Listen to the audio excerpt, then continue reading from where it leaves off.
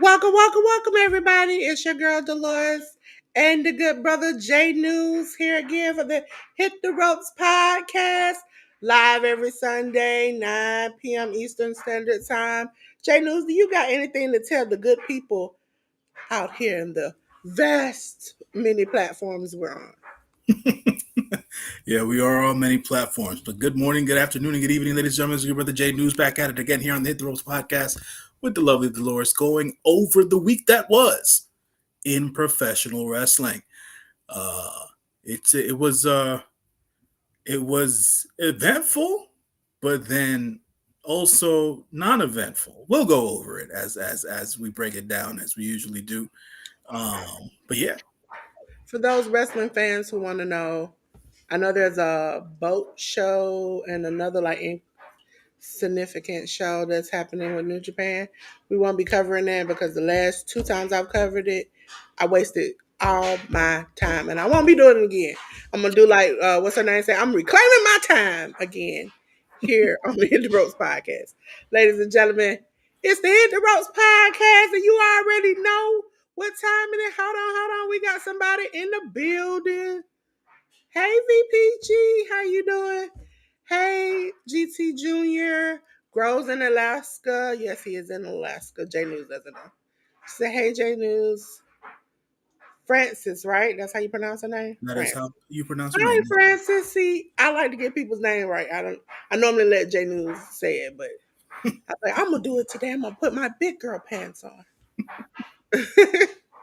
So, ladies and gentlemen, we're gonna swish right on over to the Hit the Ropes podcast studio right here, where we're gonna do a review. It's time for the review of the week, ladies and gentlemen.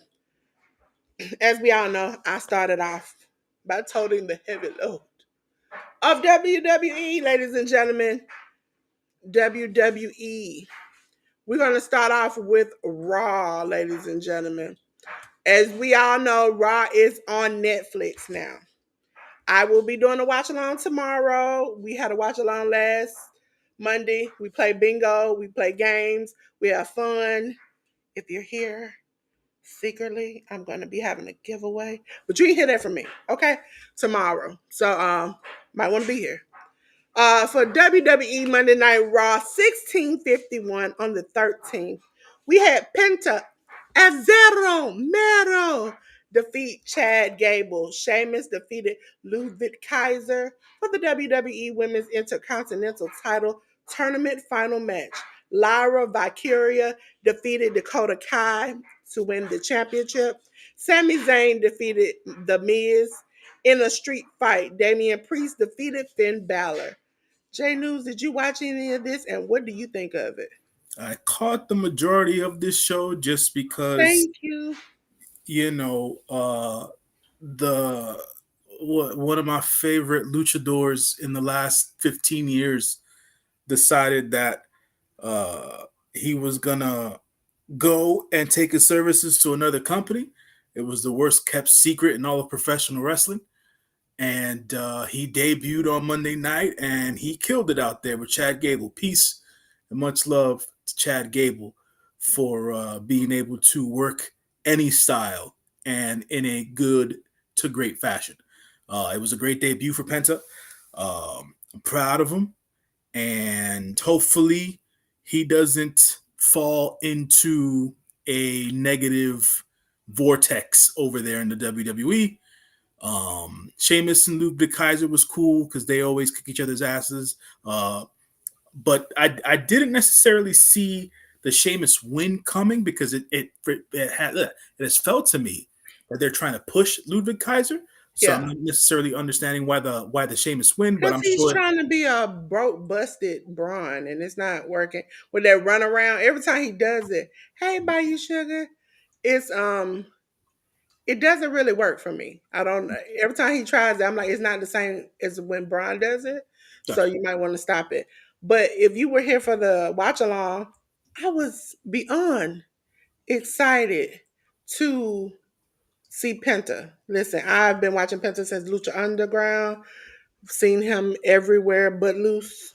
And so to see him, I was excited. You all will see my next excitement that happened when I saw HOG that we'll talk about. I'll probably squeal like a little girl in the night. Okay, ladies and gentlemen, we're gonna go back. And the next show on the roster is NXT, WWE's NXT. Ladies and gentlemen, NXT was NXT 768 on the CW on the 14th. WWE NXT Women's North American title number one contendership match. Shotzi defeated Stephanie Vaquer. Ethan Page defeated Dante Chen. As you see in 57 seconds, we'll talk about that. The WWE Women's Title Tag Team Title number one contendership match, Metaphor of Jakar Jackson and Lash Legend defeated the Unholy Union of Alba Fire and Isla Dawn. Cora Jade defeated Kalani Jordan. And for the WWE NXT Tag Team Title match, Axiom and Nathan Frazier defeated Out the Mud of Bronco Nima and Lucian Price. J News, did you see this? I tried to catch bits online, but it seemed like whatever for whatever reason, this particular Yeah. episode of NXT was not getting much love online on Tuesday night. Only part that I did catch was the first match between Shotzi and Stephanie Vaquer. Shotzi winning over Stephanie due to interference in that match by, I believe it was Cora Jade, if I'm Yeah, not I think mistaken. if I remember right, yeah. Yeah, I was and just mhm. it was lackluster, and then the fact that Ethan Page had to beat that boy after we have seen him climb to somewhat relevant status in 57 seconds was horrible. It was horrible. Yeah, I'm not. I didn't even know that happened on the show. To be quite honest, I just saw the only part of the show that involved Ethan Page that I saw was Ethan Page uh, beating on the young OG again, or whatever the case is. But that's all I saw about from He that. gonna he gonna stop beating on old dude. I'm gonna listen. I'm enjoying Ethan Page in NXT. I think I'm enjoying Ethan Page in NXT more than I did in AEW because they giving him mic time to talk his ish, and I appreciate it. Fair enough.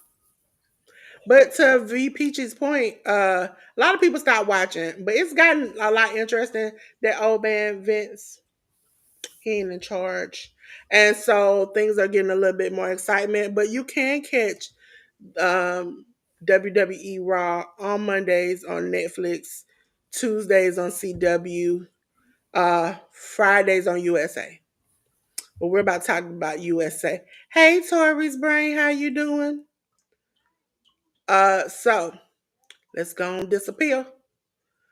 We're going on to the next show, which was on Friday, SmackDown, ladies and gentlemen. Yes, I know their logo looks like it says Smack Sound, but it's SmackDown. Ladies and gentlemen, WWE Friday Night SmackDown was 1326 on the 19th on USA Network for a non-title tag team match. Bianca Belair and Naomi defeated Candice LeRae and Nia Jax. Carmelo Hayes and Jimmy Uso, they ended in a no contest. We all know everybody got involved.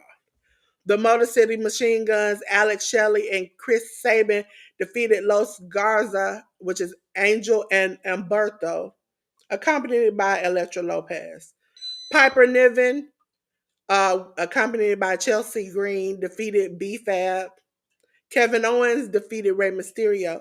And for the WWE Women's title match, Tiffany Stratton defeat Bailey. Listen, I didn't give you the typical names I give these people, okay? J News, you know how I do it. When I'm like, Chelsea Green. Listen, that's how you have to say her name if you're gonna say it right. And then Tiffany, she got that high pitch.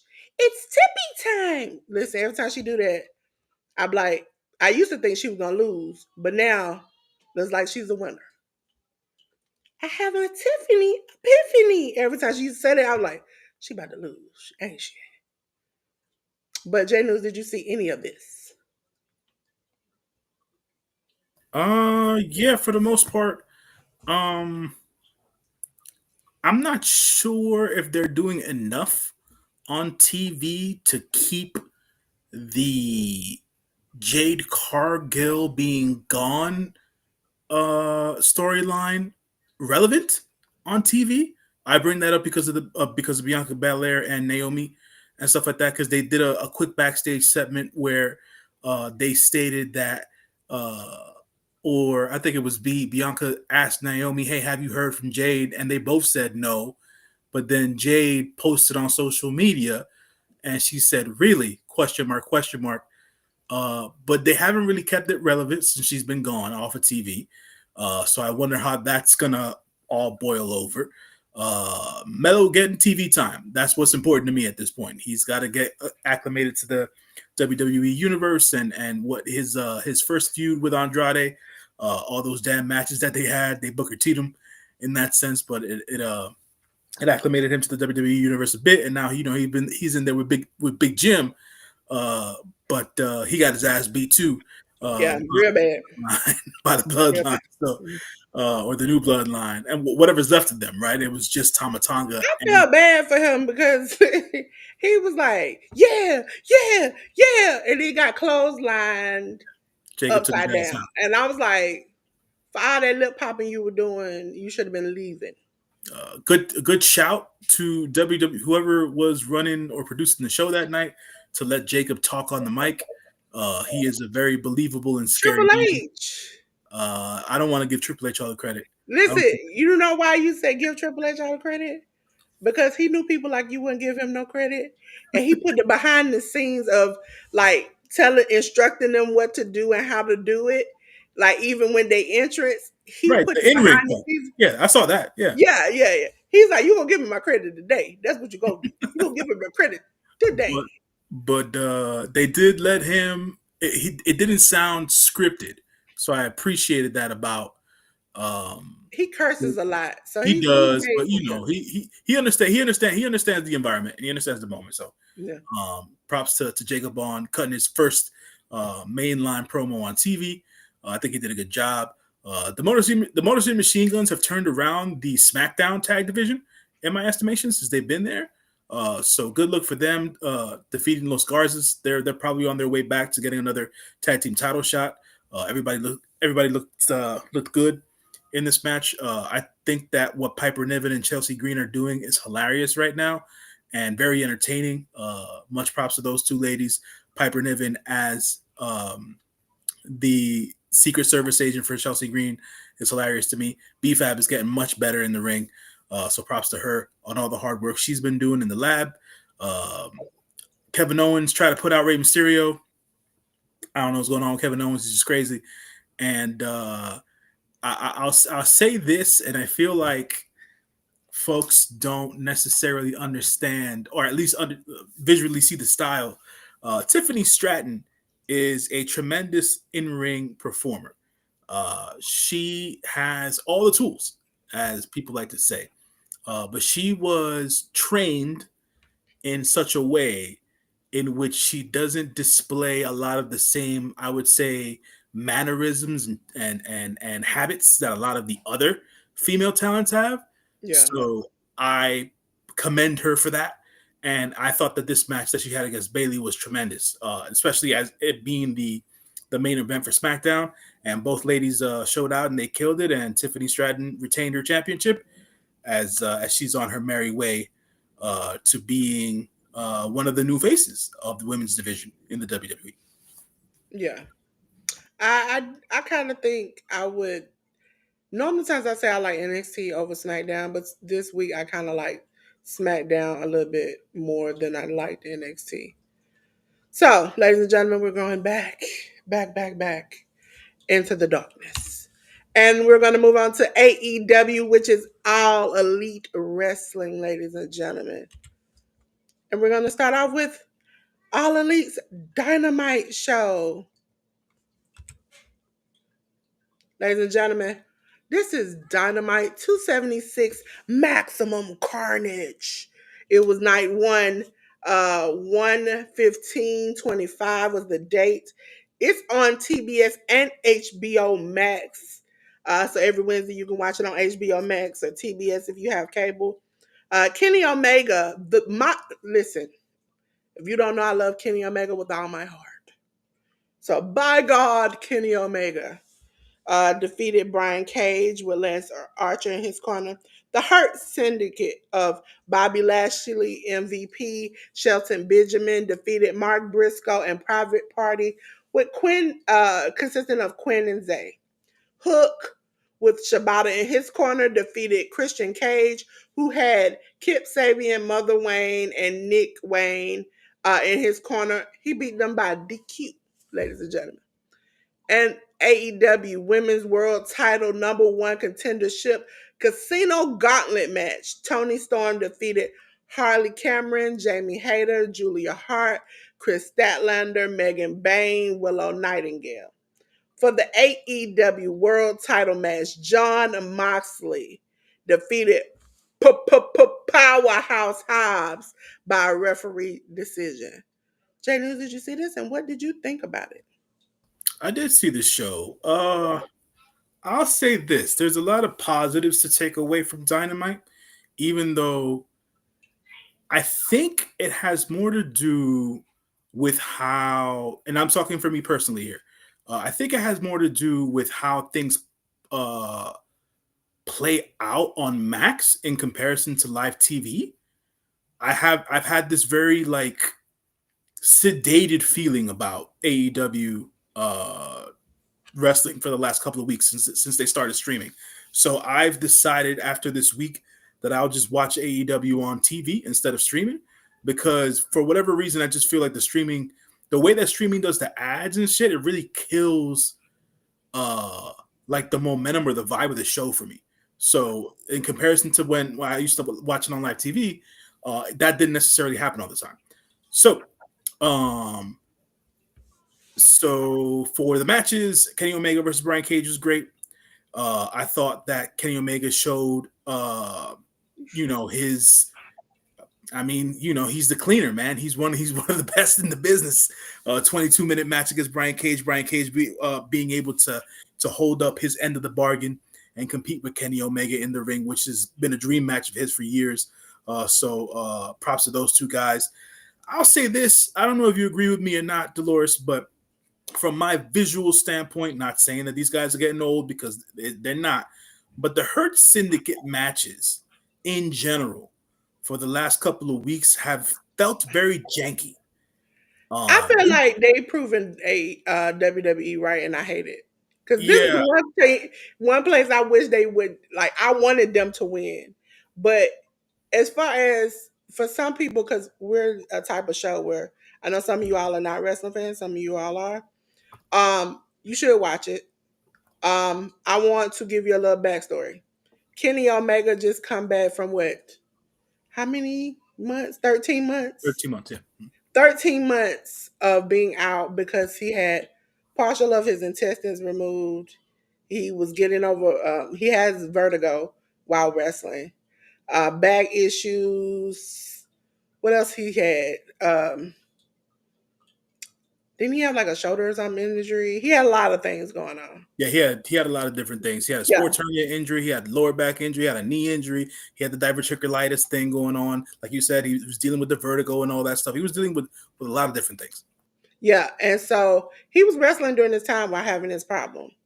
He took the time off to get all these injuries fixed. He recently had an incredible match at the beginning of January in New Japan Pro Wrestling, where listen, as somebody who has had stomach surgery and been through certain things similar to him, I don't want to move, let alone jump off heights, get knocked in the stomach, or backflip somewhere. He is actually doing way above and beyond that most people could do with that type of injury. So that's why I say, by God, Kenny Omega, it's nothing that he can't do, hurt or injured. Imagine having vertigo and having to wrestle a whole match with somebody spinning and flipping and turning you. That's impossible. And he did that week after week. So yes. And the Hurt Syndicate came from WWE. They were a black faction who wasn't given a chance. And we are saying that in AEW, I'm saying, I thought when they came to AEW, a different company, they would have had that chance to show themselves in a better light. Doesn't It's not quite happening right Fred, and I'm not going to completely disagree with you. I just feel like specifically with Bobby, it has nothing to do with Shelton. It really has me more centered on Bobby Lashley than anything else. Like the matches that Bobby's been involved in have just felt kind of janky, and I don't know what other word to use or express the sentiment behind it. MVP just came back. It was his first match in 2.5 years in the ring, so you gotta give that dude some grace. And Shelton to me is always great, but like the backstage stuff, even especially the last 2 weeks, understandably so. MVP's the talking, he's the mouthpiece, but like every time like Bobby will interject, it just seems so off base to what MVP's doing. So it's like now. it does. It's kind of like MVP will be like, Is that is there I'm just gelling going there? for old school craziness. It's not really an example, but he could be like, you know what? I'm gonna come. We're gonna come and beat you down. And then all of a sudden, as he jump roping, he double dutching, he getting it. Bobby be like, yeah, and you be like, the hell that has It, to do it was with it? it feels off. It doesn't feel like they're, and mind you, they've been friends for a long time and things of that nature. I just feel like, you know, give it time in my head, but I'm just expressing as to how I've been feeling the last couple of weeks with especially with Bobby Lashley stuff and whatnot. Because I guess timing's off in a sense. I think he doesn't have any. I'm trying to do the Dolores wait on it, find the right words because I want to cuss. This is the thing about it. Bobby is not creative, and Nah, at AEW, I want to say they that. have, the man wanted Gunther to insinuate some racist stuff, so that would be a part of a heel. We all knew that creative was trash, but that's the thing. He keeps now he is left to his own device, and he has given us trash. Well, he's not left to his own devices because, by from my understanding, um, the majority, and this isn't necessarily a race thing, it's just the way that I've understood it. The majority of the talent of uh, that are minorities, they're handled by Will Washington. Um, and I'm not too sure how much creative leeway they do have. They, as in the Hurt Syndicate, per se. Will Washington is one of the writers and producers of Backstage in AEW. For folks who don't know, he was also a long term podcaster who used to work for Fightful. Came up with Righteous Reg and my main man Phil over at Grapsity. And Will does a lot of the work with a lot of the minority talent. And I'm not, like I said, I'm not sure as to how much leeway the Hurt Syndicate guys have. But my point in saying what I was saying was the jankiness of it, like the off timing of when Bobby chimes in during promos and stuff like that. Like they need to just get that synced up and together, so then that way it doesn't seem off. It's Just because even when I they, can see the problem in that Will is very. I like Will's story. I like Will as a person because Will survived the Batman shooting in the theater in Colorado. Like I can appreciate his story, and I've gotten to learn to like him, especially as a podcaster. He has openly admitted that he is not. Reg and Phil were the more like hood people. He's more like intercity. And so I can see where him and Bobby, he's giving that Bobby the intercity look. Whereas Shelton and MVP, they just got it in them. They got that swag. Bobby ain't got that swag. And he ain't gonna catch it either. So it's like at a certain point, I can't imagine a time when Bobby had swag. nah, man, you messing up, Dolores. TNA Bobby Lashley was a BMF Lashley. Nah, you bugging, Dolores. Now Nah, I'm not talking about TNA. Now TNA he did do good, but that was early Bobby. We talking about Bobby as of now, Bobby. That's the Bobby, as thing. of now, Bobby has not That, been that that's had the the thing. swag. I feel like they need to, and this Turn is him into where, BMF Bobby. yeah, tap into BMF Bobby. Like, You do what asking these guys you do. asking Tony Khan and Will Washington to turn him into BMF Bobby. That's Let's not do gonna it. happen. Let's do it. Turn him into, because that's what's gonna work for Bobby. That's what worked for Bobby to get back to the WWE. And I feel giving him that different angle, that different perspective, and whatnot, still being a part of the Hurt Syndicate, right? But at the end of the day, turning him back into BMF Bobby Lashley would be like it would be good for Bobby Lashley's tenure as a character I on can't AEW. imagine him BMF Bobby now. The same man who was like, I got a decision. I bought an F-150 and I got these tight jeans on and a cowboy hat. Yeah. That's him I though. can't That's Bobby Lashley. that's what I'm saying. I can't imagine him BMF Bobby. See, I didn't know Bobby before, but I know Bobby now. And that is not the Bobby I can't see Listen, it. listen. I feel like they can go in different directions with this whole Hurt Syndicate thing. I understand what they're trying to present, but from a specifically a Bobby Lashley standpoint, the timing is off, and he doesn't seem to fit right now. It's not gelling very well right now. Hopefully, with time, it becomes better. But right now, it just ain't gelling. But to get on to the rest of the show, the hook match was really more a device used to re-debut Samoa Joe, who came out at the end of the match to clear the ring and tell everybody that he's out there busting heads and taking names. So props to Samoa Joe for the comeback. The AEW Women's Casino Gauntlet match went well. I thought it was too short. But we did get the AEW Dynamite debut of Megan Bayne. And I thought that was a very strong debut for Megan Bayne. Can't wait to see all the different one-on-one matches that Megan Bayne has in Is he AEW. signed to AEW or Yes, he's signed to AEW. She has, but as a matter of fact, according to what Fightful wrote during the week, she has been signed to AEW for quite some time. As a matter of fact, because that confuses me. yeah.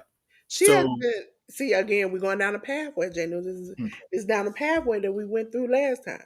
hmm, Ricky could not wrestle in GCW because of things that had been said. hmm, Megan had been signed to AEW for quite some time. hmm, Megan has been wrestling with her boyfriend hmm, every GCW event there is. hmm, right, Ricky, again, we're gonna get to it, but Ricky again has made it clear hmm, on the mic yeah. he's not happy. I'm aware of that, and I'm not trying to discount that about uh, Ricky Starks, and I think Ricky Starks is a great talent, but for something that we've been talking about for weeks on end, months on end at this point, it just seems like Tony Khan is a petty man, He and petty. He whatever, petty, and he petty with Ray Phoenix too. He's yeah, like, "Your well, brother did good." You yeah, see? the Ray Phoenix thing is a little bit less understanding on on the talents part at the end of the day, because what Tom But Pesta said over he the still weekend. won't answer if Ray. There are two questions. There are Mhm, two times in which this has happened where mhm, Ray said he was hurt mhm, and did not get the treatment that he was supposed to. He had to go find it on his own. mhm, And Punk also is saying that he had to pay his own medical bills and find his own doctor. mhm. And it was an echo. And each time he's been asked, it's been like, what? Huh? I don't know. We normally don't. And I'm like, either you did or you didn't. Like that's a yes or no question. Even you could have came back and double back to the question. You could have gotten on one of these phone calls and said, yes, we provided him all the best care we could. Or something. You won't say anything and you keep skirting around it. And it makes me feel like two people so far have said something. Right, but Maybe, the reality of it is, if you're intuitive enough to the point you're about to make, right, 1 plus 1 still equals 2, yeah. right? So they dropped the ball in two different instances. That's basically what you're saying. I think more people are not going to speak up because they wrapped up in the contract that they don't want to. Yeah, and it's true. They're wrapped up in the contract, but at the same time, communication goes two ways, right? So if things don't get shouted across the freaking barrels here, and people don't hear an answer back, it's like you gotta be adamant about it. You know what I'm saying? And if I they mean, have if you, I'm injured and I need treatment, Uh-huh. I'm not gonna keep begging you to help me fix my like arm because I don't know if letting this sit here longer does more damage. Ends up like for some people, I've seen some people who don't take an injury seriously and end up losing a limb. You Mm, never know with those types of things. right. So you never know. Even looking back to the small injury he had with his arm, you remember when we saw his arm completely come out of place? Mm. To me, that would have been like you had him on the show in a week. Like at least get a man 2-3 weeks off or something. You got to. I So understand you say he's okay to go, but we all saw that man bone sticking out here. no, no. Listen. At the end of the day, there's a lot of things going on behind the scenes in AEW that I'm not too sure. Uh, I'm not too sure how much of the truth is out there. Like there was a portion of this that I was made to understand that the injury that Ray Phoenix is talking about didn't happen in an AEW ring. So it's not AEW's responsibility to cover that particular injury because when you're out of said company, that's on you, right? The But rest, again, we all know that Tony sometimes send people out to do work. right? Sometimes he sends them out. Other times Yeah. the talent gets booked themselves. Yeah. They're allowed to. So in this instance, I'm not, like I said, I don't know. I'm not sure. It's just a lot of he said, she said. But the picture that came about, which we'll talk about in a minute, because I want to end the segment on the AEW on the Dynamite show, um, is that him being in a room locked up in a straitjacket, Ray Phoenix, that is. It's a photo that went around the social medias or whatever. And I think Eric Bischoff made some sort of he recorded a podcast calling coining the phrase Guantanamo Bay, and in regards to what was going on with Ray Phoenix, and then in regards to what's going on with I think with Dragon Lee, he made another podcast criticizing Triple H and how he's shitting on Mexican, like it's a lot of shit going on, and at the end of the day, I um, laughed at that picture with it's a him lot. trapped in this a straight jacket, and then when I heard what Eric had to say, I was like, "Listen, you petty, you just ain't gonna let it go." Eric was Eric the before we leave this was Eric the first person to be on AEW and WWE TV in the same week. Was he on the same week? I'm not too sure. I thought Um, he was like maybe on within maybe within the same month, but I don't know if it's the same week. But yeah yeah, yeah. With I mean, with with for all intents and purposes, let's just say yes. Yeah. yeah. And so, what is your feelings on Death Riders?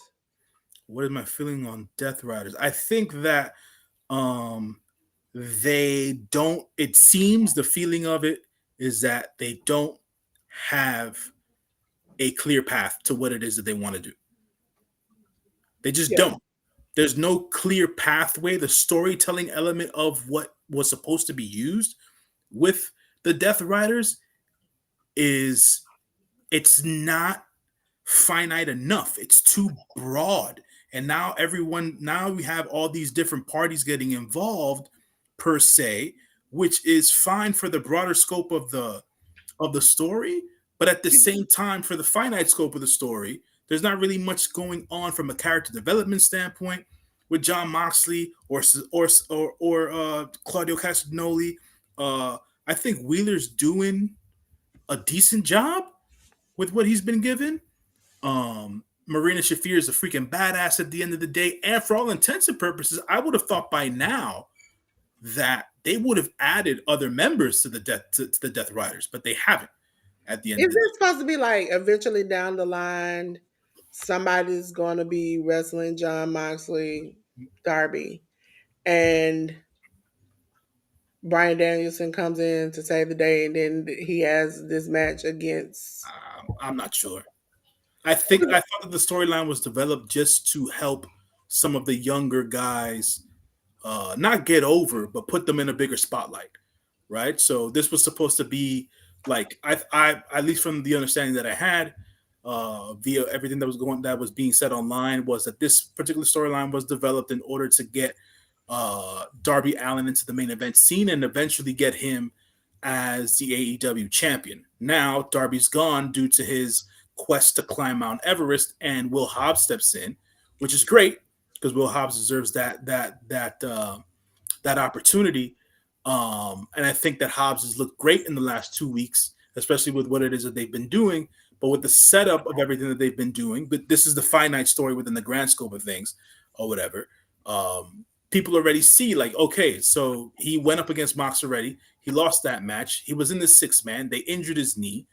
So what's the context in all this? Who else is going to be able to battle the Death Riders? And are the Death Riders going to do anything else to be agents of chaos in AEW to make the storyline more intriguing? I don't think they've done enough of that. Yeah, that's what I feel. I thought it was good at first, but like now it's like they're not really drumming up any intrigue with the Yeah. storyline. So yeah. Ladies and gentlemen, we're on to Ring of Honor. There we go.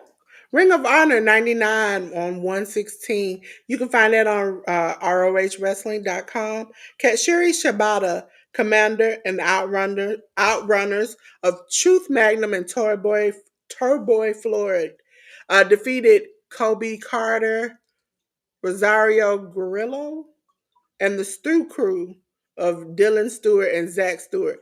Listen, y'all in these new wrestling names, stop it. Stop it. It's not funny and it's crazy. The Beast Mortos defeated Tony Nese. Blake Christian defeated Parker Lee. ROH Women's World Television Title Proving Ground match. Red Velvet defeated Angelica Risk. Mark Briscoe defeated Slim J. Lee J, which is EJ Nduku, and Lee Johnson, along with Shane Taylor Productions, Lee Moriarty and Shane Taylor, defeated Boulder, Serpentico, the Dark Order of Alex Reynolds and Evil Uno. J News, did you see any of this? No, ma'am. Not a one. Okay, I just want to say I shouldn't have saw none of this. Okay, but I also want to say I don't like people to be fired, but I just want to know if you could give me a reason why we still have the Dark Order. There's none. So I don't see the reason for them. Okay? Ladies and gentlemen, we're on to AEW Collision.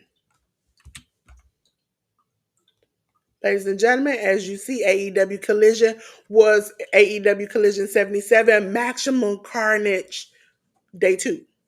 It was on the 18th on TNT. Texas Death Match. We had Adam Page defeating Christopher Daniels. The Undisputed Kingdom of Adam Cole, Kyle O'Reilly, and Roderick Strong defeating Shane Taylor Productions, Charlie Bravo, Lee Moriarty, and Sean Dean. Murder Machines of Brian Cage and Lance Archer defeated Top Flight of Dante and Darius Martin. For the AEW Continental title match, Kazuchika Okada defeated Tomohiro Ishii. We had Dustin Rhodes defeat Adam Priest. We had Julia Hart defeated Harley Cameron. We had Powerhouse Hobbs and rated FTR, which was Cash Riller, Cope, Dax Hartwood, and the Outrunners of Truth Magnum and Torboy Floyd defeat the Death Riders of Claudio Castagnoli, John Moxley, Willa Yuta, along with the Learning Tree of Big Bill, Brian Keith, and Chris Jericho. You know what I'm about to say, J News. Did you see this? And what did you think? I did see this. And for what it's worth, Adam Page versus Christopher Daniels was a terrific Texas death match. It has been stated over the weekend that this match was quietly Christopher Daniels' retirement match. So he will not be an active wrestler anymore after this match. And I think that he went out in a blaze of glory, if I may use the term. The Undisputed Kingdom versus Shane Taylor Promotions. Um, I felt like this match should have involved Shane Taylor as a talent in the ring instead of him being outside the ring, um, and leave Lee to his pure championship stuff on ROH for the time being and whatnot. But it seems like they're setting up more storylines or more opponents for the TNT Championship because Daniel Garcia came out after a bit because his main man, Daddy Magic, one of my favorites, started chirping at Shane Taylor after Shane Taylor came in and started busting people's heads after the match was over. And Daddy Magic just asked Shane Taylor a very simple question: "Do you want to taste?" And at the end of the day, Daddy Badge is not necessarily known to be this great wrestler, even though he is. And Danny Garcia came out, made his appearance, cleared the ring, and things of that nature. And it seems that it will be after everything was all said and done in the ring. They did a little backstage promo with Danny Garcia and Daddy Magic. It will be the return of 2.0, Daddy Magic and Cool Hand Ange, along with their main man Danny Garcia next week on Collision, going up against members of the Shane Taylor Promotions, which this time will include Shane Taylor and Carly Bravo and the one and only Sean Dean. The Murder Machine. Look, man, I've said this before, and I'll say this again. As individual wrestlers, I love Brian Cage and Lance Archer. I can watch their matches as individual wrestlers. Them as a tag team just doesn't do anything for me.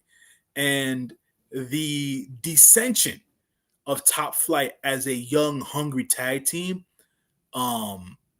has it's burned me a little. I understand why they're doing it, right? Because they're probably gonna get ready to build them up over some time. But like it just seems like I don't think they are. They gonna stay on the tarmac. They not gonna get no, up in the no, top. they'll take off eventually. They just need the right team to be put in there with it. And right now, it seems like they're targeting the tag team titles for the gentleman from the Hurt Syndicate, which is not a bad thing necessarily. But at the end of the day, it's a style thing. And obviously, Shelton Benjamin and Bobby Lashley, being the veterans that they are, can show and teach these young wrestlers how to be better performers. But at this stage in their career, just because of AEW style of doing wrestling, I think the Top Flight guys will be better suited being in there with guys in their age range and who can really wrestle that style that they wrestle, right? Because Bobby and Shelton wrestle a much slower, hard hitting style. No doubt, styles make fights, but like I don't see the mesh there. So Yeah.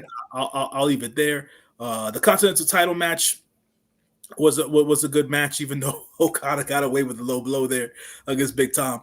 Didn't appreciate that, man. It can't be low blowing Big Tom like that, man. Listen, The you gotta do what you gotta do. You gotta do what you gotta do.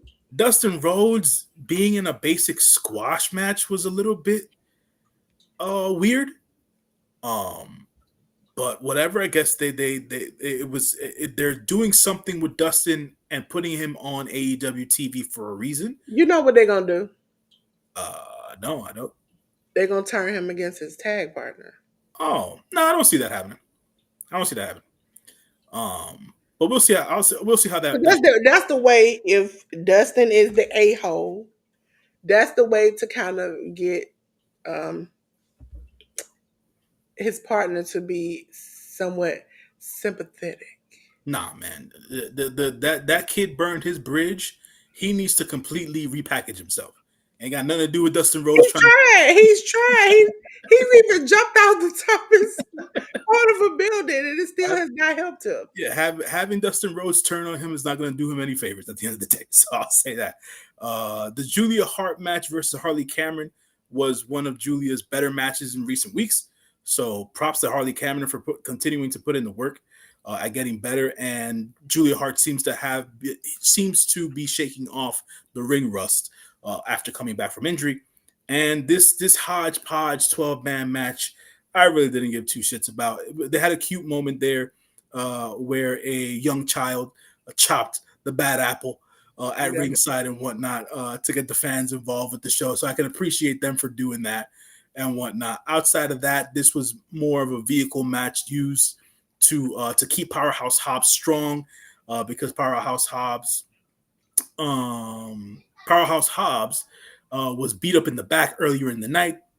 It was then decided that he wasn't going to come out with his team because of due to injury. Powerhouse Hobbs comes in last minute to save the day. When it seemed like his team wasn't going to be able to pull out the win, he comes in, runs roughshod, clears the ring, gets the 1, 2, 3. He helps his team get the win, and it still solidifies Powerhouse Hobbs as a strong contender in the main event scene. So we'll see how that all breaks down. I will say this, in my personal opinion, I feel like Big Bill doesn't need the learning tree. But that's just me, and I know that he likes what he's doing, so it is what it is. In that estimation, I just feel like Bill can be doing different shit, and this Jericho train for me has has uh, has run its course. It just has. Jericho been on the I don't like you list for a long period of time, but you know what? Everybody disagreed and thought they loved it, and it was like I'm over him. Uh, as far as to my friend right here, I love you, and because I love you and you are my friend, I'm gonna give you 2 to 3 business days before I kick your back end about your team. Okay, What just remember happened? 2 to 3 business days. What She's happened? a Baltimore Ravens fan. She's a Ravens fan. Okay. She's from Baltimore, and they face the Bills. They face the Bills. And guess who won? Oh, wow. Mhm. Wow. I just By, saw that. Sorry, folks. Wow. by Okay. 2 points. By two Was not points. expecting that Me at all. either. To Me be either. honest, I just saw the score. Yeah, Wow. yeah. Oh, okay. That's why I say I'm gonna wait 2 to 3 business days before I kick you back in. Well, you know what's gonna happen now, folks. Ruby, my bad, but sports talk, the talking heads are gonna be all over Lamar Jackson tomorrow morning. So be prepared. Be prepared. Hunker down. Hunker down. Ladies and gentlemen, we're gonna move on to TNA Wrestling. Yeah, hey, hey. If you all do not know, they have a 2-year partnership with WWE now, ladies and gentlemen. This is just all off the paper. TNA Impact 1069 on the 16th on Access TV. Leon Slater defeated Trent Seven. Eric Young and Steve Macklin defeated First Class of AJ Francis and Casey Navarro. Jake Something defeated Laredo Kid in a non-title tag team match. The Hardys, Jeff and Matt Hardy defeated PCO and Sammy Callahan. Ladies and gentlemen, if she's J News, she said not the wild J News.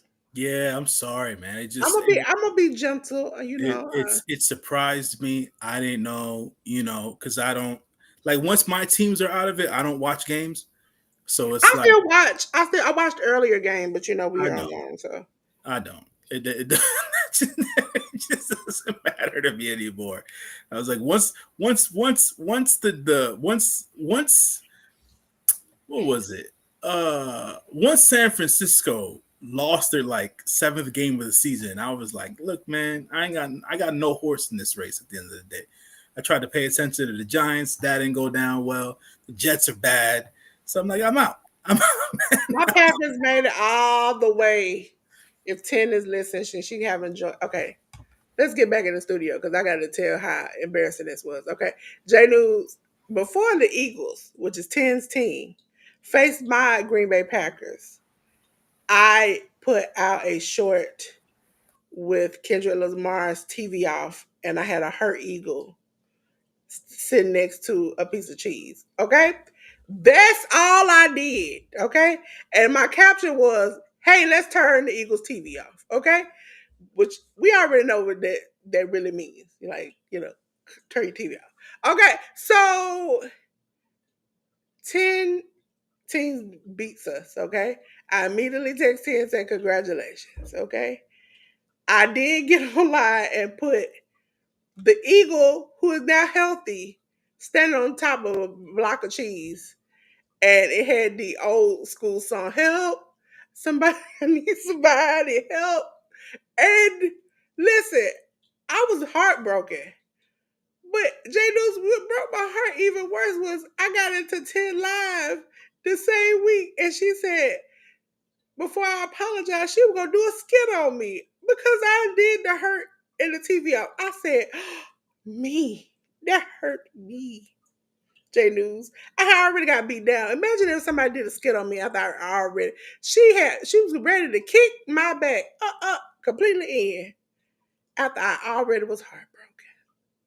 It happens, man. It happens. This is why a long time ago I lost my vigor to be a overly passionate fan of sports franchises. I'm Because overly passionate. I'm overly passionate. anybody can lose or win. This is why I direct my energy and my passion towards professional wrestling. Because at the end of the day, none of it is real. So I can Oh, laugh. some of it is real. Some of them people do some real. I'm telling you, some of them people do some real, and it makes me want to scream. Hey, Drea. Yes, ladies and gentlemen, I just came out Drea, and I was up running over here. Jay News like, where are you at? I was like, having a good time. Now back to the story at hand. Okay, so we're gonna talk about House of Glory, and I'm gonna tell you, I was excited, and I had such a great time that I watched it 3 times. Okay, 3 times, 3 times. Okay, ladies and gentlemen, House of Glory. Why won't let me go to the next? There we go. Watch the Throne was the show that happened, ladies and gentlemen.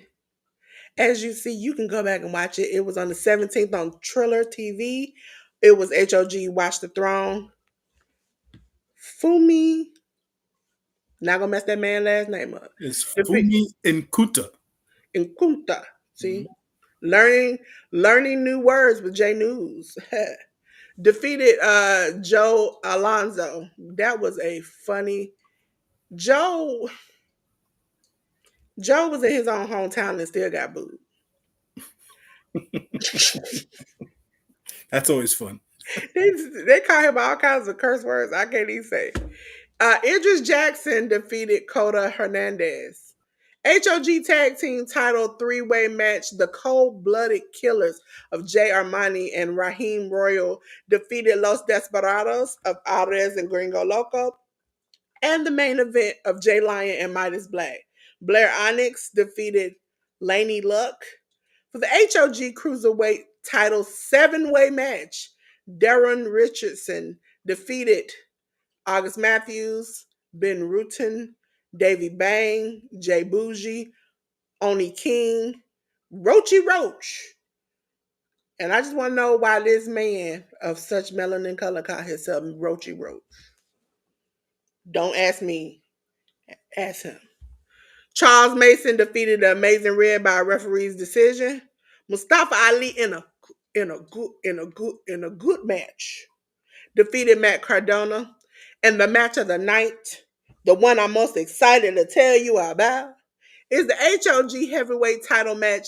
Mike Santana defeated Ricky Starks by DQ, and Ricky Starks had a lot to tell you. Okay, he essentially wanted to say, "I know you ain't seen me in a long time," and then he just proceeded to just go on about his way and talk his stuff. Now, ladies and gentlemen, we'll talk about Ricky maybe a little later on. But J News, did you see any parts of these matches online?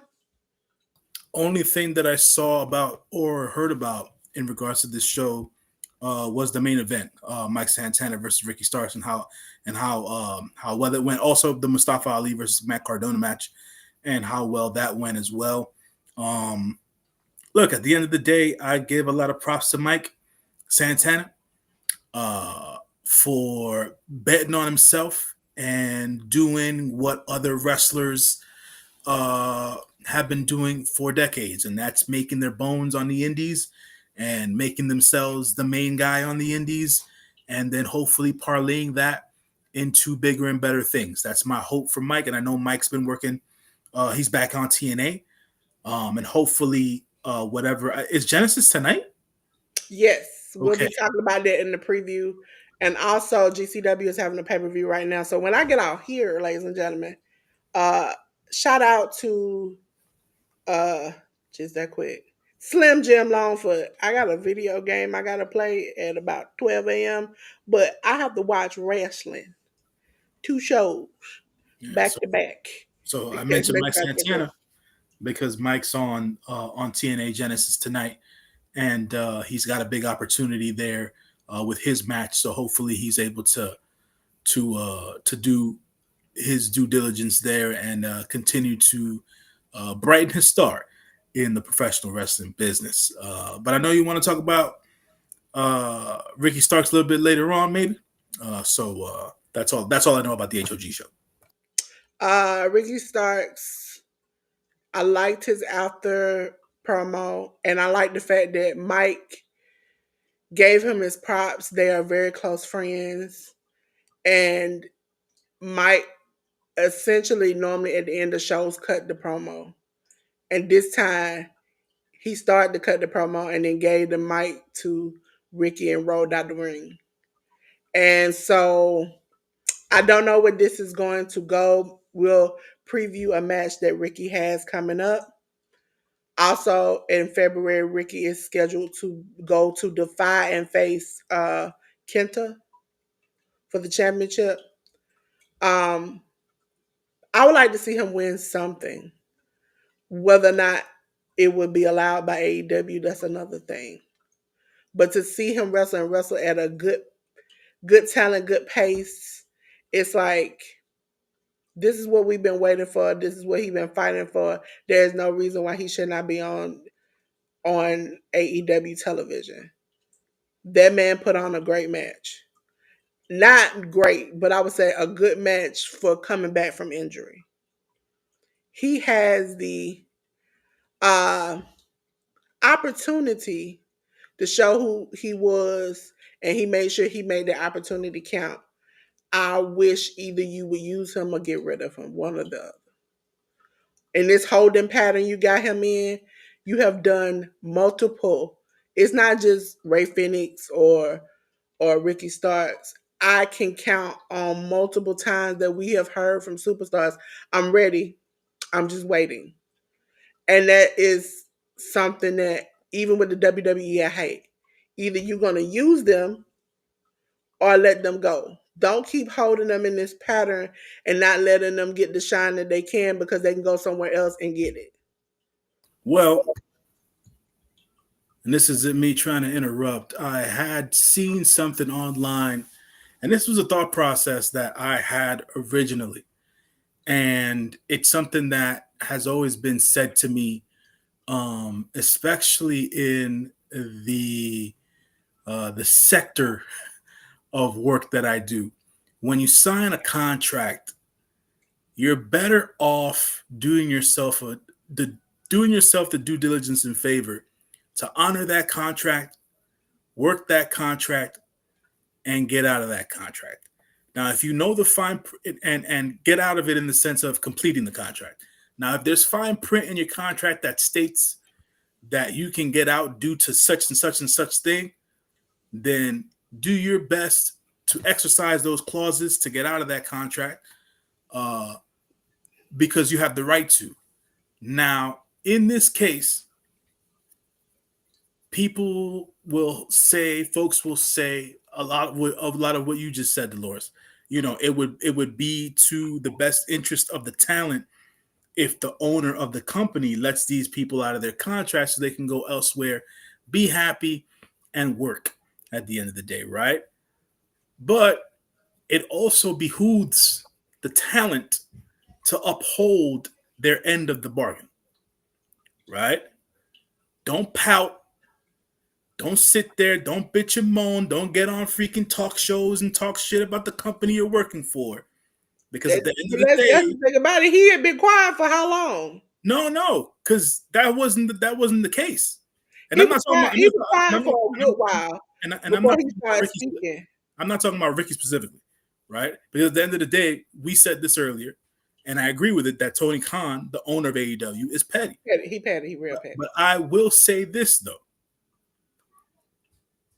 something had to have happened before Ricky got on these interview shows that was keeping Ricky off of TV.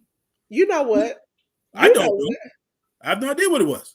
Ricky was openly getting caught in the booth of WWE, hanging out with Cody on WrestleMania weekend in But the that, WrestleMania booth box. It was very well known. And then talks became that people were talking to Cody to kind of get their foot in the door but and that that Ricky wasn't might leave at the end of his contract. It's the that. same talks that got Ray Phoenix locked up because they were opening their mouth and talking to people and then they got out. So That's a known thing. You do not get caught hanging out on the other side of the street.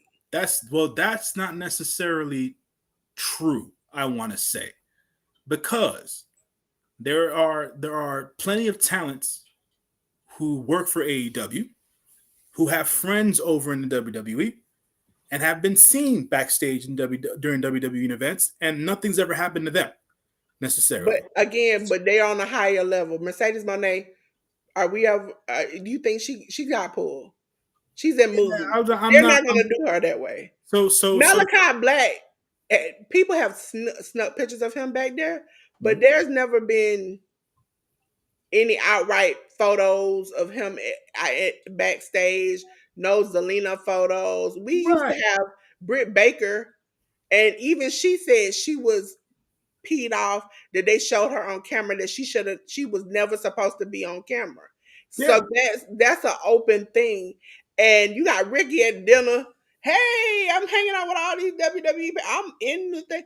And even Cody on one of his interviews said, I wish that they had just stayed on the bus because Right. when they got off the bus, it caused problems. Un- And so at that moment, I'm like, Ricky was there. He right. got in trouble. Ricky was there, but yet again, because so many different talents, both from WWE and AEW, do make their way backstage to each one of their shows. This week there was a sighting of a very thick goth girl Yeah. in in, in AEW backstage, and I only know one thick goth girl in the world, and props to her for being backstage at an AEW show. But regardless, with all that being said, I feel like something. My point in saying bringing Ricky Starks up is I feel like something else outside of that happened to for Ricky to be quote unquote in the doghouse, right? And then secondarily, He picked a what side. If you don't I don't, remember, he picked a side along with some I, other people when he chose Punk. yeah, And no, but see, but that's where I'll give you pushback because FTR chose a side too. They've been on and TV they forever. no, they were off for a period of time, and then they just getting back on. Yeah, but they And got back on they Dolores. only own with Cope. That's the only they own with Cope. They're They not were al- on they because were they are also tag team by themselves. They're on there because of Cope. they were also on because of the freaking Young Bucks as well. But I say this yet again to make the point. Something else outside of that must have happened with Ricky for him to be in the doghouse. What happened with the Lucha Bros, that was their fault. They should have been running their mouth. They shouldn't have been running their mouth. That was their fault. That's on them. I think Ricky ran his mouth too. And he had an I'm not inside scoop sure. to, and so I can understand that but my thing when it comes down to it is I have 99 tapes of Tony Khan saying, if somebody don't want to be in their contract, then they should let them go. Then if that's changed, openly step in front of the cameras like you did before when you were running your mouth and say, I've changed my mind now. I'm in business. That's But you fair. don't want to do that. You still want to seem like the good, happy guy that, I mean, for all those who don't know, the owner of AEW likes to smoke weed and do other things with his people. Okay? That's your thing, allegedly. That's your thing. But Swole told us. That's your thing, okay? But you have to not be friends. And if this is a business now to you and you're no longer friends with people, you need to make it up front. And especially now, because this makes it look bad, because it's towards the end of Ricky's contract. Yes, he owes you because of injury time, but you're not putting him on, so you're extending his contract even further. So it's like you playing that petty game with him. You're doing it to Ray Phoenix. Uh, I have personally seen Scorpio Sky wrestle in GCW. Man, it's fine to me. Right. But But with other talent, because I think it's different reasons for different talent at the end of the day, and it just goes to show that, like, like we said, Tony Khan seems to be petty. One, secondarily, there seems to be certain talent also that's problematic, right? Um, so there's that aspect of it, right? yeah, And then because there's up also. until recently, Marina Shafir, only time I saw her was, and John Moxley did an interview and talked about how he wanted her in the group Mhm, because he wrestled during the blood sport with her in GCW and saw how good she was and really, enjoyed the time mhm, he spent with her and wanted a female to be a part of it. mhm. But if he didn't feel that way, she would still be wrestling GCW, and she is a good wrestler. She deserves to be on TV. Megan Bain, you signed her, but you don't put her on TV. That's the thing about it. It's like it's you buy these pieces and you don't put them together and use them. Yeah, but both companies are culprits of that. It's not just Yes, the AEW thing. it's the devil you know. The WWE, you know that. Yeah, You know that. but that but Tony that, Khan, that you don't see it coming because for what some of us know it because we are wrestling fans. But for other people who don't know it, they're blindsided by the man who they initially met and was like, oh, this is, I don't think WWE should hold people in a contract. That's not fair. And when other people came over to your company and bashed WWE for that, you were behind them cheering them on. But now as you ain't got nothing to say. no, I think, and you're right about that. I think the blame game goes around in circles at this point, and when you acquire too much talent on both ends and you're not going to use everybody, that's why wrestling is where it's at right now. It's at another boom because a lot of different promotions are popular, and they're able to hire these talents and keep them employed, right? So it's like, look, at the end of the day, AEW doesn't have anything against its talent going over to indie shows. It's like, but it is called professional wrestling for a reason, right? Yeah. So it's like, keep your I head think down. Ricky gonna keep bashing them to the end of time. He shouldn't. And and I think He has I no need. really believe Ricky, because we had that first interview, it was he specifically started off with, I've been quiet for a long period of time. Right. And it's like I've been holding on all this messed up anger and this stuff, and I've been keeping my mouth closed. And you've had reporters ask, "Hey, where's Ricky Starks?" Well, Ricky seems to be fine. Ricky's out and about. Where's Ricky Starks? Where's Ricky Starks? And then you go, we don't know he's injured. And you know that's a bold faced lie. Ricky at a certain point was like, "You lying on me, and I'm gonna expose you." And yes, it's gonna hurt his career and it's gonna put him further down the line. But at a certain point, how many times can you let somebody just ruin your career like that? No, no, that's that, and I agree with that. But at the same time, there's just a lot of talent on both ends that doesn't get used enough. That needs a platform, and crossing the bridges. Uh, Both, just talking about AEW and WWE in particular, it's like it's when you go over to the other side, the grass isn't always going to be greener. I say that for the likes of talents like Andrade, right? Like, he's doing the same shit he was doing in AEW and WWE now. You know what I'm saying? So Listen, it's like, it's a different when you go home. You can go to bed with your wife whatever. at night.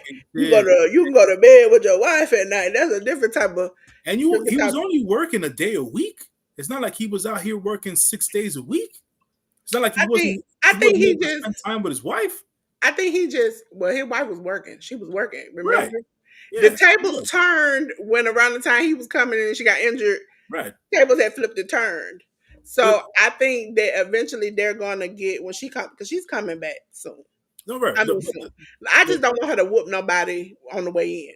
the reason I say the reason I even said that was because, like I said, the grass ain't always greener on the other side, and folks feel like they're gonna get all these different kinds of opportunities that they weren't getting in the company that they were Oh no, I in. don't think I think some people But it's just too much talent on both sides, I so the there's only not thing enough I would say time to go around. I disagree with some people. I don't think that talent, specifically Mexican talent, I'm not gonna Mm. say black talent, Mexican talent will be treated in WWE the same way that they used to be treated. I don't expect to see somebody riding on the lawnmower and Oh, and, not yeah. and they When it comes, always I mean and people like well they always in the clique and I'm like I watched the Spanish Announce Project. I watched Penta and Ray get Alex Abrahantes to be their mouthpiece when this man could speak English. I did not. What was the point of this? And they it's were just like, and it when I was asked people, they're like, well, they click them up, and I'm like, they every company clicks yeah, they do. races together. So what? That, There's no that that difference. that to me is probably one of the it's one of the wrestling tropes that I dislike the most. Having to click up people just because they're of the same ethnicity or race or whatever the case is. It's like, yo, just let people be people. Oh At no, the end. you know what really irks my nerves is not that you click them up, is that when you click them up and one person is not of that specific race, and you just make them that race. Uh, yeah, yeah. Well, I'd be looking at them like, why we got to do it? Also, it wasn't even a click, but the still is when Kofi was a Jamaican. Listen, sir, Lana was a Russian because she was with her husband herself. I said, come on now. She wasn't even a good Russian. She lost her accent 29 times. right, but with that stuff, that's more characterization, right? So I think that has more to do with whoever was writing and booking at the time. With that, with what's going on now, it's more to the effect of, especially when we were talking about talents who aren't happy or they want to go elsewhere to get a different opportunity. And I was like, well, I hope you take advantage of those opportunities, but are those opportunities going to be there for you, being that TV time is precious at the end of the day. If it's true, what the reports are saying, uh, Lindsay Dorado is supposed to be he, coming to right, WWE. to NXT, because he just Yeah, made the Florida loops. Yeah. yeah. My thing about it is that man swore he would never come. He swore he Right, would never. right. And then he came back. I'm assuming there is some talk within the atmosphere that things are not the same as they used to be. They're not, but yet again, the point I'm trying to make is that TV time is still at a premium, right? It's not that these guys aren't talented and things of that nature. There's only but so much TV time to go around. So unless you're excelling at a certain level and moving, copious amounts of merchandise and things of that nature, and are this overly popular figure, you're not gonna get this superstar treatment or be pushed to the moon like you feel like you should be, Oh yeah, if you're not you're taking. not you gotta earn it. You Yeah, gotta you got to earn earn it. that stuff, and if you have it, if you haven't shown it elsewhere but you can show it somewhere else, good on you. But a lot of the time that doesn't seem to happen, so we'll see. And I We'll see think how it people breaks got a out. better chance in NXT. To me, that's a third brand at this point. Mhm. Ladies and gentlemen, we're on the previews. We only got, I think, four or five, 4 or 5. Okay, so ladies and gentlemen, we're gonna start our previews, and you know what we're doing? We're previewing from here to Sunday. If it's a Sunday morning show for New Japan, we'll cover it. If not, we won't cover nothing. Okay, ladies and gentlemen, GCW. If you all don't know, your good sis loves a good GCW, a hardcore match, game changer wrestling, and it's the people versus GCW. And it's happening right now on Triller TV. And I'm missing it because I love you all and I want you all to love wrestling. Ladies and gentlemen, so far it will be uh Amazing Red and Grim Reaper and Homicide versus Griffin McCoy, Kerry Morton, and Tony Deppen. Yes, I did say Grim Reaper. That's his name. Okay. A steel cage match. We have Richard Halliday versus Charles Mason. Megan Bain versus Atticus Cougar. Masato Tanaka versus Joey Janela. A mystery opponent versus Matt Cardona. We have Little Guido, Super Crazy, Tajiri versus Los Desperados of Ares Gringo Loco and Jack Cartwheel. Bloodsport match, Josh Barnett versus Tom Pestock. GCW Extreme / GCW Ultra Vital title unification match, right? It is Maki Ito. That's my girl. Listen, if you all don't know, I'm going to tell you right after this, okay? Maki Ito, Matthew Justice, John Wayne Murdoch, Matt Tremont, Rena Yamashita, Brandon Kirk, Dr. Redacted, Drew Parker. El Hijo del Vikingo versus Sydney Akin, Smoking That Reggie, okay? GCW Tag Team Title Match Violence is Forever, which consists of Dominic Garnari and Kevin Koo versus Garbage Daddies of Alex Price, and Cole Radrick. We have the GCW World Title #1 contendership match, Effie versus his former friend Ali Catch. GCW World Title match, we have Mance Warner versus a mystery opponent. Ladies and gentlemen, if you do not know about Maki Ito, I am going to sum it up because some people don't understand where I get this from. Maki Ito has a pizza cutter. She likes to use it on people. And her favorite thing is to do this. And so when you all see me say I'm a pink girl in my pink world here on YouTube, I do that because I love Maki Ito. And she's little and deadly. So that works for me. Now we're on to TNA wrestling that is happening at this current moment too. It is TNA Genesis, ladies and gentlemen. Okay, so for the countdown show, at the point we set this up, it was only Frankie Kazarian versus Leon Slater. That's on YouTube. But they have more matches they've probably added, so you all can check out Total Nonstop Action or TNA on YouTube. TNA Genesis is on Triller TV. Eric Young and Steve Macklin versus the System of Brian Myers, Eddie Edwards. TNA World Tag Team Title Match, The Hardys, Jeff and Matt Hardy versus the Rascals of Trey, Miguel, and Zachary Wentz. I Quit match, Josh Alexander versus Mike Santana. Jordan Grace versus Tessa Blanchard. Ladies and gentlemen, this is the only time you're going to hear me say this. I don't like that lady, Tessa. I probably will skip that match and go to the bathroom. Okay? I love Jordan Grace. I dislike with a strong pit from the bottom of Satan's butt crack that lady Tessa Blanchard. She is very allegedly she don't like melanated people and she spit in somebody's face. You ain't got to tell me I don't like her. So if you ask me about any details next week about this match, you sure won't get none from me. Back to the regular scheduled program. Ladies and gentlemen, also, TNA Knockouts World Tag Team Title Match. Spitfire of Danny Luna and Jody Threat versus Ash by Elegance and Heather by Elegance. TNA X Division Title Match. Moose versus Ace Austin. TNA Knockouts World Title Clockwork Orange House of Fun Match.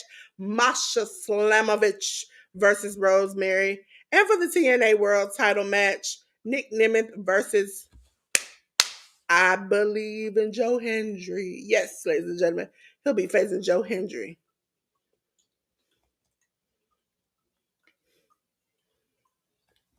Listen, y'all, That yeah, that lady tripping. She spit on somebody, and she ain't apologized either. So she ain't got to worry about me liking her no more. Ladies and gentlemen, we're on to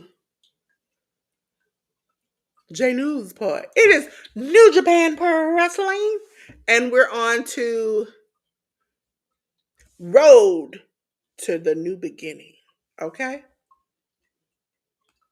day one. Yeah, this will happen on the 22nd, which is on Wednesday.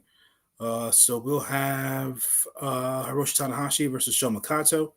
House of Torture members Ren Narita, Sho, Yoshinobu Kanemaru, and Yujiro Takahashi go up against Daiki Nagai, Katsuya Murashima, Oleg Bolton, and Toru Yano. Just four guys of Tai Chi and Takuma Shinoku versus Bullet Club War Dog members Clark Connors and Sonata. We'll have Master Wato, Shota Umino, and Tomohiro Ishii versus United Empire members Francisco Akira, the Great Okan, and Jacob Austin Young. Chaos members Yo and Yoshihashi, along with Tomoaki Hanma, will go up against TMDK members Hartley Jackson, Robbie Eagles, and Ryohei Oiwa. Bullet Club members, the Dogs, Drilla Maloney, Gabe Kid, Gato, and Taiji Ishimori will go up against Los Cinco Banabas Japón, Hiromu Takahashi, Shingo Takagi, Tetsuya Naito, and Yota Tsuji.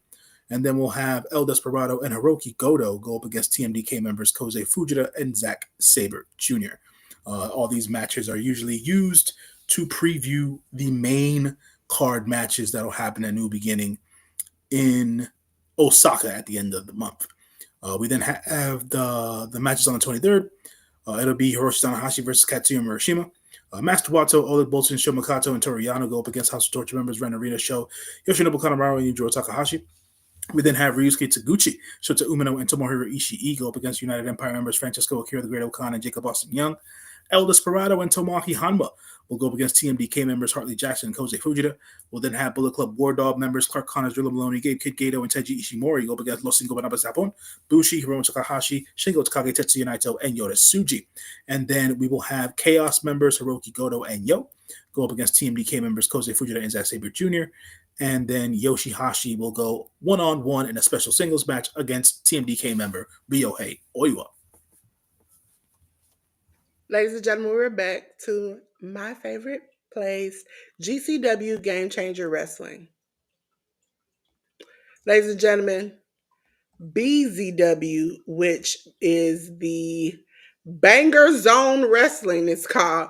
At GCW, will have a show called Enter the Zone on Triller TV, ladies and gentlemen. Yes, as you know, I watch a lot of Triller TV, as we see. Um, it'll be on the 25th. Effie versus Connor Mills. Joy Janela versus Georges. I'm not gonna mess that man's last name up. Extreme Tag Team match. Jack Sans Nom. They have some weird names up here. And Paul Robinson versus Jimmy Lloyd and Lou Nixon. Ariel Van Gogh. Blanc, Alex Price, and Ricky Rosa will face each other. BZW title match, Joseph French Jr. versus my girl, Makiko. Ladies and gentlemen, did we do HOG? I think we did HOG. Oh, HOG final warning. That is on the 25th too. Again, they won't let me have a break. Ladies and gentlemen, as you see,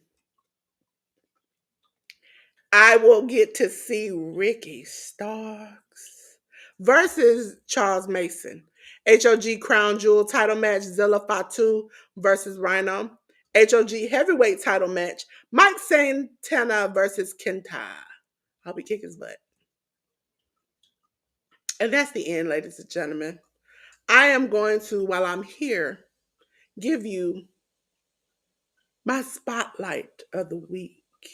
Let me catch up with the comments. Till she's stressed. Yeah, she spit on that lady and they act like she didn't do it after 99 people saw her. Spotlight of the week, ladies and gentlemen, is the one, the only Ricky Starks. Ladies and gentlemen. Oh my God. Oh my God. Listen, I just had to argue J News about this man. Do you see this man? Do you see this man? Okay. He's a good wrestler. He good looking. He's smart. He can talk smack. He a great promo. If anybody goes against Ricky Starks, I might have a 2 piece and a biscuit you. Okay? Because look at Ricky Starks. Ricky, call me. Okay? Ricky Starks is a phenomenal. I think he's great on the mic with no script, with the script. He has this excitement and this enthusiasm and is a good wrestler and is shown after injury and time off that he still got it this weekend that I had to make him the spotlight of the week. So give it up. Round of applause for Ricky Starks, ladies and gentlemen. Now back to the studio.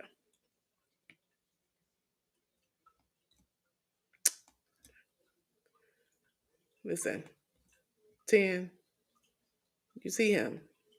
I'll fight J News and everybody else, okay? Don't make me bow to knock you out. J News, you always go first. Tell the good people about the word of J News. Uh, well, there's the QR code, folks. You can check out my link tree via the QR code. It has all my available links for the different things that I do from a creative standpoint and from a professional standpoint. Creatively, I do movie reviews. I write them, and I also do a movie review podcast, which is why you see the John L, your friendly neighborhood moviegoer. John L is my first name. So, and I like to go to the movies very much so, and very often the movie theater. This week I will be coming up on a couple of different pods um, based on movies I'll be watching in theater, and I will be changing the format of my podcast as well um, to include some TV shows that I've been watching as of recently, being that I've been home uh, for quite some time in the last couple of weeks. So I've been getting into different TV shows here and there. So I'll be talking about those on the pod as well. So you can check me out via the letterbox. You can check me out on the podcast streams wherever you catch uh, your podcast, whatever distributor you use, be it Spotify, Apple Music, iHeartRadio, or whatever the case is. Whatever you use, I'm on there. So be on the lookout for those. I also have I believe I added the True Heel Heat uh, link on there. If not, then I'll do that before I get off. I get off tonight. True Heel Heat is the other YouTube channel and podcast network that I'm a part of, in which I talk about professional wrestling as well. Specifically, when I'm there, I talk about New Japan Pro Wrestling. So if folks are interested in anything that has to do with New Japan Pro Wrestling and things of that nature, I am on True Heel Heat usually every other week in discussion of the main shows that happen and that are on the New Japan schedule. And then last but not least, I do have my health and fitness coaching service that I do provide. My email is at the bottom of my link tree. You can reach out to me there. I do fitness programming, and I do fitness programming, and I help folks basically outline uh, habits, nutritional guidelines, things of that nature, whatever the case is, to help you um, progress and build towards whatever your individualized goals are. These aren't cookie cutter, overly generic programs. These programs are built for the individual client. So that's why I usually require folks to do a consultation first, which is why I have my email at the bottom of my link tree, so folks can reach out to me. We can go over a consultation first, and then we can talk uh, more in detail about what it is that your goals are, fitness and health wise, and then that way we can develop a program for you, and we can talk pricing and all that stuff during that consultation. So there's that in regards to everything that is on my link tree. And as always, thank you to Delores for allowing me the time to break that all down. And thank you for everybody who's been able to join and subscribe. Your good brother J News, and subscribe to my YouTube channel. Also, don't forget to like, subscribe, and comment to the podcast if you like it. The movie podcast that is, and then the health and fitness stuff that's a one-on-one thing. So don't worry about having to subscribe and comment and all that crap. So appreciate y'all. And Dolores. Yes. I wanted to tell you all, it's a good man, Savannah. He's a good man. But today and for the next few weeks, I am going to let the good AI tell, because I always give y'all a good thing to tell J News at the end of the podcast. And he gave me some hood language, J News. You want to hear it? Hey yo, stop playing and go holler at J News real quick. He dropping gems and you don't want to miss it. AI said what? AI Yes, said that? ChatGPT came up with that. Okay, sure, we'll go with that. Yes. I can't wait till when is it gonna say he's a good man, Savannah. It's a good man. Look at that man, Savannah. And wait, ladies and gentlemen, every 3 to 4 months, J News get a haircut, and he looks like he is J News the dad now, but he'll be the son when he get a haircut. I be like, look, who is that? Who is coming up on my podcast? Is that J News? That's what I do every time. Okay, ladies and gentlemen, let me get the QR code off to the side. Okay, now we're on to me because I'm so special. Yes. Okay, ladies and gentlemen, this is my QR code that never wants to come up, but here we go. I'm just a pink girl in my pink world here on YouTube, ladies and gentlemen. Um, I'm in the Hit the Ropes podcast office because we have been doing some good work. We're on iHeartRadio, Amazon Music, Spotify. We have our Facebook, Instagram. I don't know about Twitter. We have a lot of different social medias. Just check it out. Hit the Ropes podcast. I know 10. It must be from the South Side. Hit the Ropes podcast on it. Now, coming to me. I am Dolores, if you all do not know, author and designer of Dolores Designs. And this is where you can get in contact with me. Yes, that number is to me. You can get in touch with me. It's not my number, but you can get in touch with me at that number. Okay? Just putting my business card out there for you. Ladies and gentlemen, I want to tell you about a show I do on Monday. It is called Dolores' Raw Reaction, where we play bingo, we have fun, we have a good time. And I want to tell you something, since you all are stuck with me right now, you stuck with me for an hour and 32 minutes, I'm going to drop a little secret on you. You see these glasses? Wait a minute. I can answer calls.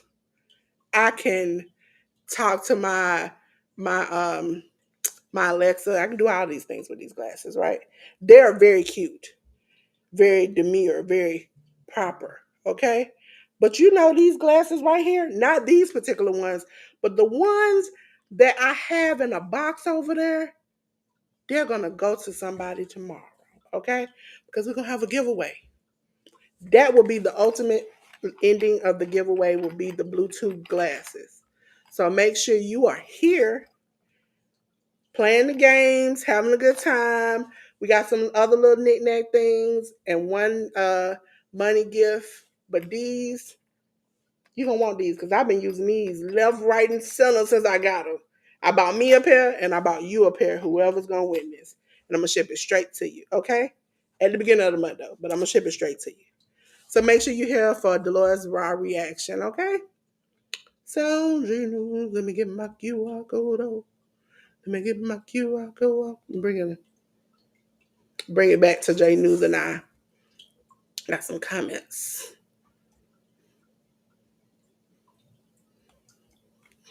Thank you, Drea. Appreciate you. See, I'm trying to be like y'all when I grow up. Listen, I'm telling you all because y'all are here. You gonna want these pair of glasses, okay? I didn't know I wanted them until I got them. Okay, and they if you buy them now, they at a high price. Okay, so they're a quality gift. Okay, I got a lot of people. You can check out your YouTube when you get it. A lot of great reviews about it. I bought it And I said I gotta give him one pair out. Cause when I got the first pair, which I have two pair, I got a pair. I said it on my community tab, and I heard a lot of people say, "But I ain't got one. I wish I had a pair." And I was like, I love you all that much. I'm uh, I'm gonna give away one. Okay. Again, ladies and gentlemen, for those who didn't hear me, this is mine. Yours is in a box that I have not opened. So I will open it on air for you all to see. So, J News, I cannot wait till tomorrow. I cannot wait to see who will win what. Okay, we will try to do these giveaways monthly towards the end of the month, either the second or the last week of the month. I'll ship them out at the beginning of the month, and what I will do is that if you're in the chat, once we play the game, once we do the wheel, and the people have won, I will drop a link where you will fill out the information for your name, address, and whatever else you want to give me, and then we'll go from there because I already got the little links hooked up, so you all can do that for me. All righty, J News. Are you ready to go, J News? Are you ready to go? I am ready to go, Dolores. But I will say one specific thing. Uh, I usually don't like to get on my phone while I'm on the pod. Uh, but I wanted to clear some notifications off of my work phone, and I go and launch Twitter for a bit. And the first thing that comes up on my Twitter is something that you will eventually get around to watching tonight. Mm-hmm. As a matter of fact, a couple of things that you'll get around to watching tonight. And it seems that TNA Genesis is a very buzz worthy show, to say the least. I Um, hope Tessa got busted in the mouth. no, but the people in Texas did you and maybe a lot of people a huge Oh, thank you. service, huh? Thank you. Thank you. If y'all boo her like y'all booed that red and yellow man, No, they didn't boo her. They said something else, and you will see. they And call you her will see you see. next Tuesday. Uh, no, no, you'll see. You'll see. I'll take any bad word towards her other than There was also a specific segment that went down tonight at the GCW event that's going to make you laugh. So I wanted to let GCW always got something up his sleeve where I'm like, what did just happen? I wanted to let you know about that going forward. But yeah, interesting way to go around just by opening an application. Uh, yeah, yeah, Yeah, yeah. I don't too much. I have it's like a let's just say I have service with them, but I don't use it. Uh I don't even use the blue sky thing I'm on. I'm on so many social medias that I handle, and now Hit the Bros podcast got its own social media. And also, if you want to get in touch with us, hit the ropes podcast at gmail.com. We'll have a link tree coming soon. Yeah. Girl have so much to do. We gotta do. But make sure you go to either Amazon Music, iHeartRadio, or Spotify. Type in Hit the Ropes Podcast. You'll see this little icon that's behind us. It'll be a little smaller. Make sure you click it. Please give us your honest opinions. Like it. Subscribe. Listen, every episode will be on by the end of the week or the next day. One or the other. Okay? So until then, ladies and gentlemen, I'm going to do you and a do, and I'm going to do like I normally say. J News. Oh my God, J News. Oh God. It is getting hot in here, J News. Please, baby girl, baby boy, keep your clothes on, okay? But I know something that'll definitely help cool you off. Guess what, J News? It's time to cut the lights out. Your mom always says the lights is the heat. You Mm-hmm. gotta cut the lights out. Okay? And until then, ladies and gentlemen, we'll see you then.